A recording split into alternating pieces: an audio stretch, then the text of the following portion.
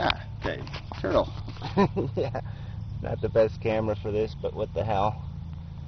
Yeah, you've been chewing on something. Box turtle, eastern box turtle, they're called. Yeah, it's pretty brave little fellow. Yeah. Good sign. I like seeing turtles. Alright, anyway, I guess I'll start my video since I'll start it later. Too much trouble in here. Yeah, I'm back. So anyway, yeah, Pyro made a video response on the whole meaning of life stuff again, the value of life. And basically comes back with the same argument that we've been over and over and over again. So I guess we have to keep going over and over and over again. He's basically saying, well, nature did it, therefore it's got to be good. We can't really evaluate the question. I don't know. DNA knows what it's doing. Nature knows what it's doing. It's not going to create inefficiently. It's impossible. It's incapable. It's impossible that life is stupid. It's just not an argument. It's this default. Well, makes me feel good. Well, of course it makes you feel good. It's my whole fucking argument. That's the addiction part. You're just discounting the whole mechanism where it makes you think it's valuable. All right? Just as the heroin addict is compelled by a perception of value that's completely illusionary. It has no reality. There's no substance, no logic to it. It's a completely irrational devotion, compulsion, and it's not a heroin addict. It's not a philosopher. And if we're going to be philosophers, then we have to be a little bit fair to the damn truth. I mean, a little. So anyway, I don't mean to be belittling, but it's just it always comes down to this thing. It's like this. Like nature justifies itself because it's created this perception of value in our heads that the value must exist. It's just I feel it, therefore it is, and it doesn't go any further than that. And it's got to, because, well, yeah, because there's a reality at stake, because there's a real value equation. And if this machine ain't running efficiently, somebody should turn it off. Somebody should turn the key off.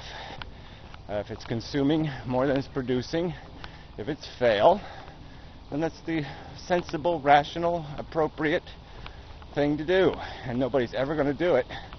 We just keep denying there's a question, first, of even a right to judge it. And then second, there's some kind of taboo that says, nope, we don't get to touch the key. Nope, it's out of our bounds. We just have to make the best of it. Yep, that's what we're here to do, is make the best of it. Survive, survive, survive at all costs. It doesn't matter how stupid and idiotic we calculate it to be. Just ignore the facts and the figures. Just go with your impression. Go with your addiction. I mean, that's just... Sorry, but that's stupid. That's not intelligent. It's stupid. So I find that argument to lack persuasive quality. So let's go through it again. This is a chemistry problem. Chemistry was sitting around doing the chemistry thing. No problem. Just banging into each other, making little compounds. Some little compounds figured out how to reproduce. Still no big, huge problem. They start eating each other. Still no big, huge problem. But then one day, one of them says, ouch. And now there's a huge problem. So you got this ouch thing in the universe. And this ain't a good thing. This is something that's got to be avoided, the ouch. And it's got to be paid for. I mean, you got to compensate for it. You have to create something of real value to justify keeping an ouch around. You can't just have an ouch with no something to make it all better or to justify it. And unfortunately, the only thing we have around to justify it with, the only currency, is this perception we have of value. I had a pleasurable experience, and that was really good. I want more heroin, and so I'll rob some more people to get it. Psychology, and that's what we're living on. there's no, unfortunately. So, yeah, I mean, the idea that we do this pleasure-pain thing is very interesting. No doubt about that. It's got a real interesting character to it.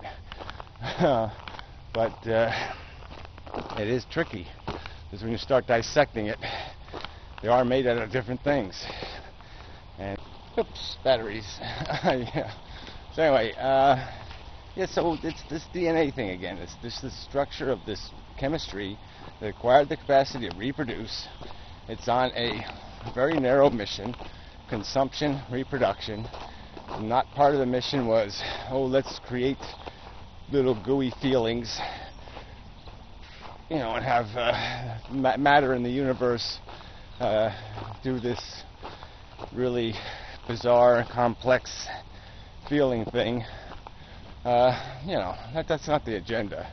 The agenda is consumption and reproduction. We're doing it in a very eccentric is the word I use, way, but it's not a productive equation, and we can keep pretending it is, but it's not. If you look at it from a disciplined perspective, an objective perspective, let's pull the addict out of you a little bit and look at it. It's made of a lot of shit, and it's very inefficient, and it's stupid. Again, but yeah, I can't. It's hard to undo human psychology with merely words. I mean, I could speak some words and say, "Oh my God, you just don't know what you're advocating, what you're defending."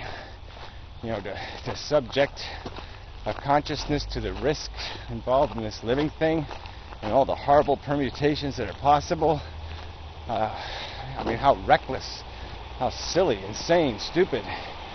But if you're emotionally committed to it, it's going to be hard for those words to mean anything.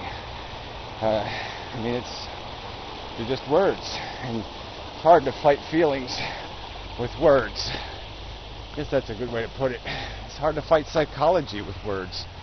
I mean, theoretically, you should be able to explain to every rapist or child molester or killer that what they're doing is really unproductive, that the people they're harming are just as valuable as they are, and this harm thing is no good.